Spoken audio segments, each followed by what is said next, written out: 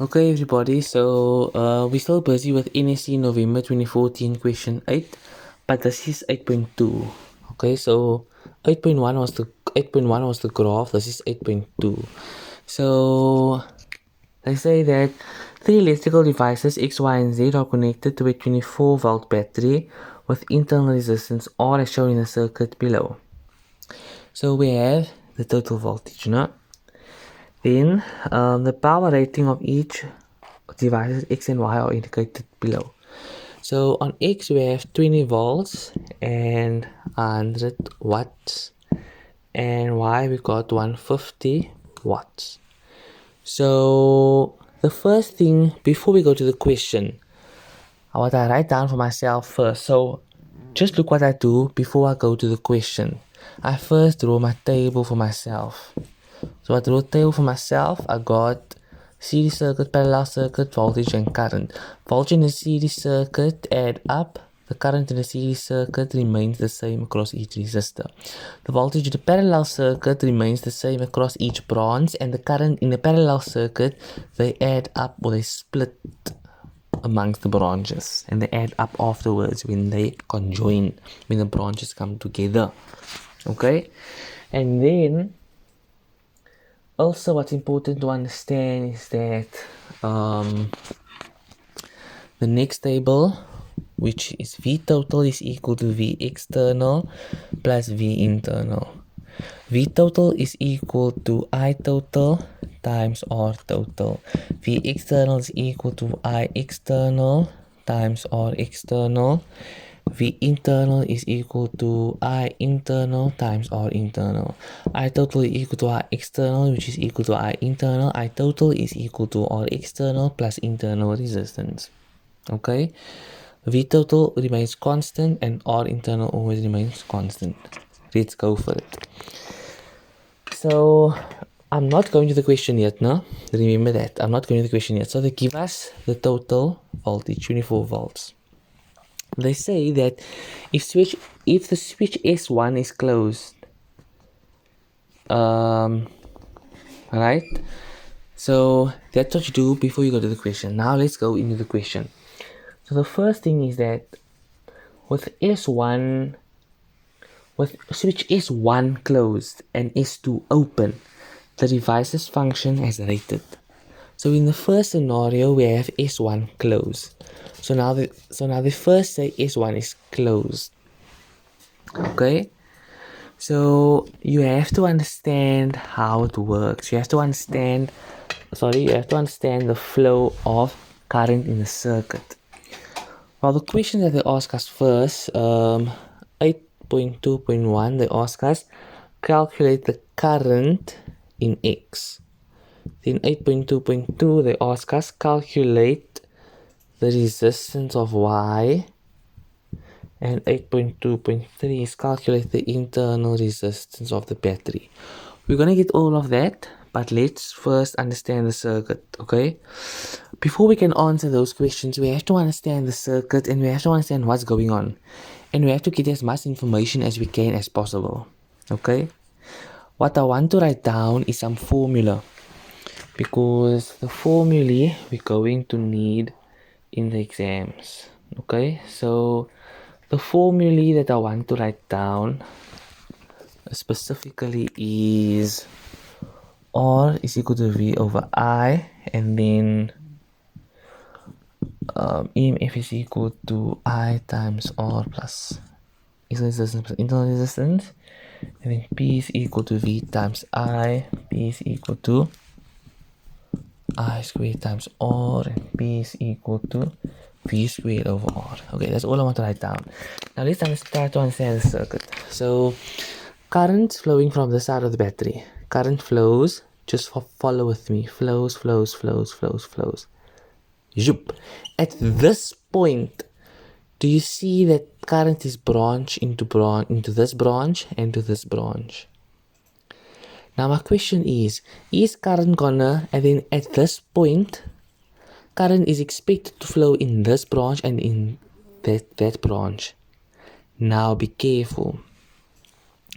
Switch S2 is open.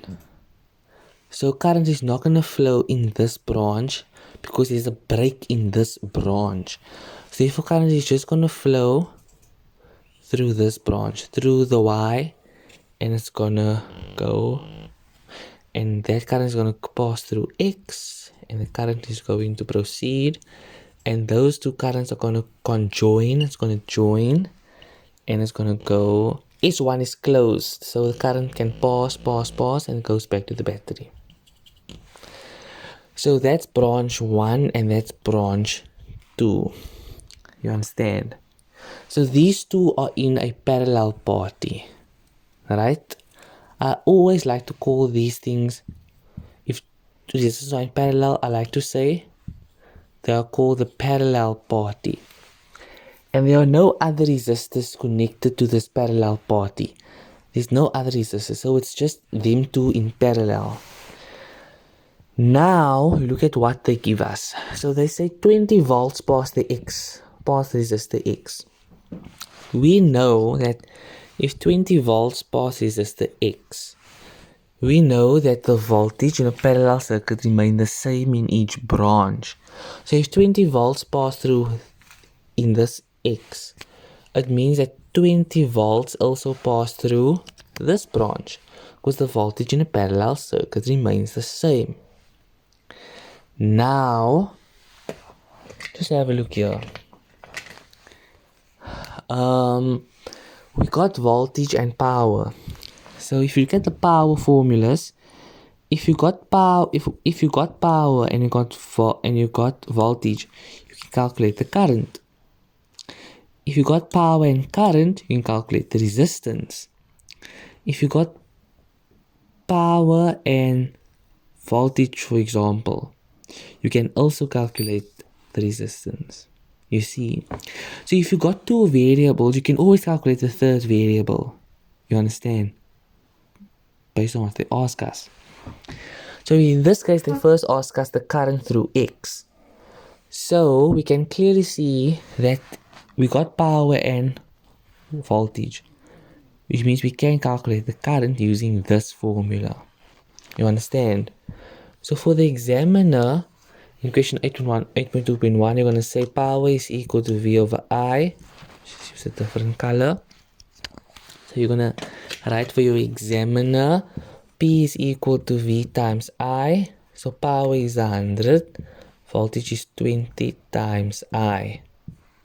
Divide by 20, divide by 20. Cancel out. Therefore, current is 5 amps. Okay?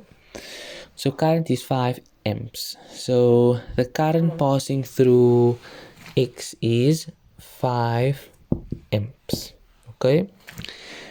Now we're done with that question. Now they ask us the resistance through Y.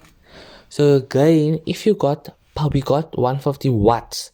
So we got power and voltage, which means we can calculate R by using this formula. Because we got power and voltage, we want to calculate R.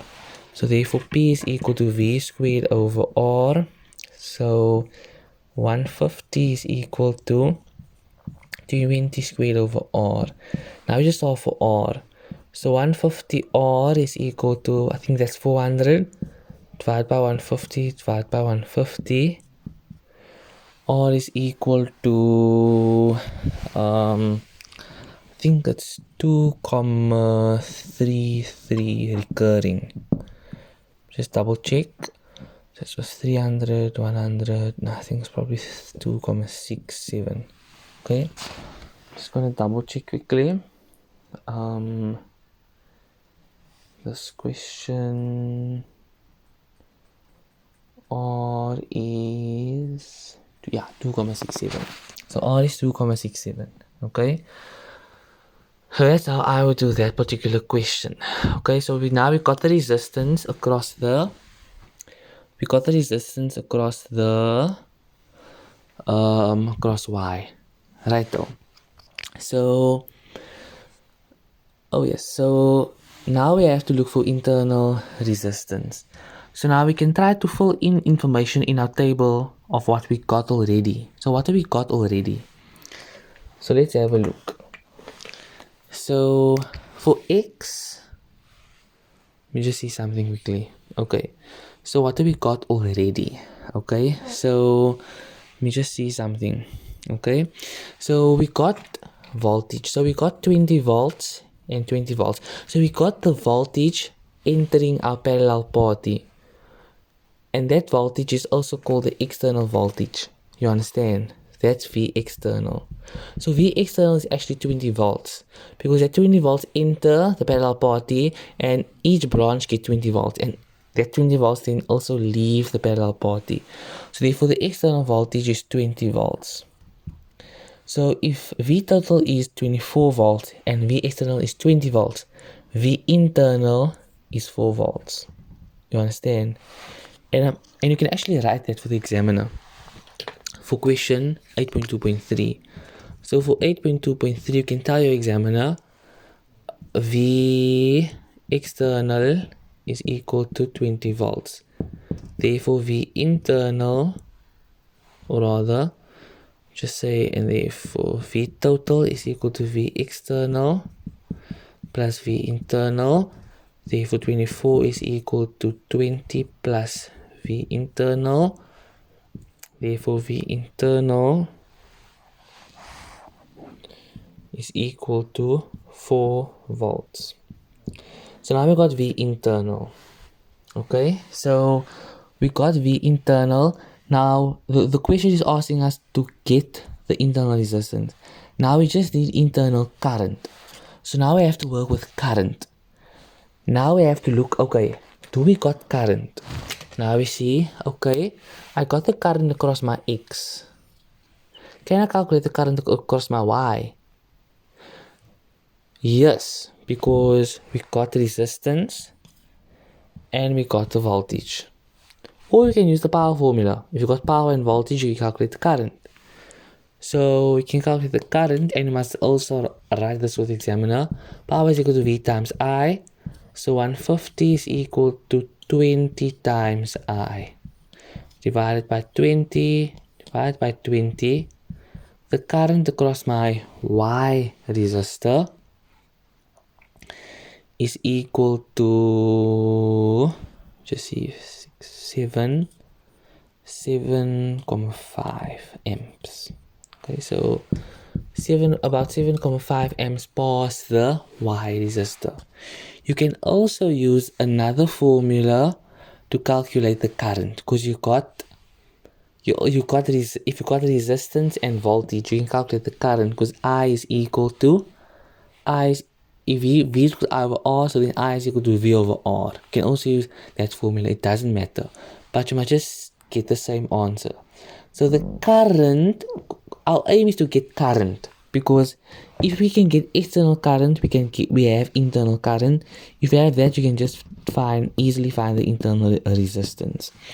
So you see how important this table is, and you must learn how to use that table. So P is equal to V over I. Then we got the current. I think it's 150 divided by 20. Just see 5, 6, yes, 7.5, yes, 7.5 amps. Now remember, now we go back to this understanding that the current in a parallel circuit adds up. So we have to add up those current to calculate the current that leaves this parallel party. And the current that leaves the parallel party is the same current that enters the parallel party. And that current is termed the external current. Okay, because there are no any other resistors connected to this parallel party. Okay, and then 5, so you're going to tell your examiner, Mr. Examiner, external current after you found out this. So this answer you must also put under 8.2.3. So Mr. Examiner, external current is equal to 5 plus 7.5, and that's 12.5 amps. Therefore, then you're going to say internal current is equal to external current, which is equal to 12.5 amps. You understand? Then you're going to say, therefore, internal resistance is equal to V internal over I internal. And that's 4 divided by 12,5. And 4 divided by 12,5 is 0,32. Okay, so that's 0,32 ohms. You can also use this formula. It doesn't matter which formula you use. This will be correct. The examiner will mark this correct. Okay, but you can also use this formula. You can see if you get it and use this formula on your own. Because remember, we got total voltage, right? We got the total voltage. So I challenge you. We got total voltage, which is 24 over there. 24 is total voltage. We got the current, because all the current remain the same. Okay? All the current remain the same. So the current that we got, the external current is 12,5. So if that's 12,5 amps, that's 12,5 amps. And that's also 12,5 amps. So then we got all the currents. And then we can just, for external, this is external resistance. Right? External resistance, we can calculate it by just, because if we got V external and I external, we can calculate the external resistance by just saying V external divided by I external with external resistance. Then we can just use algebra to calculate the internal resistance and then just see if we get the exact same answer. Okay. Another way to calculate external resistance is by just adding these resistances in parallel, which is going to be a longer method because we have to first now get the resistance of X. We got the resistance of Y, then you must say 1 over Rp is equal to 1 over R1 plus 1 over R2. Okay, but my initial method was this method, and I think that this is a very straightforward method, but it's definitely accepted by the examiner. Make sure you understand it and just make sure that you get the exact same answer, whatever method you wish to use. So I'm going to stop there for now. In the next video, I'm going to just go on with more applications with more analytical problems, but in this was just the exercise on how to use the formula and how to understand what is going on in the circuit. Thank you everybody for watching. Peace.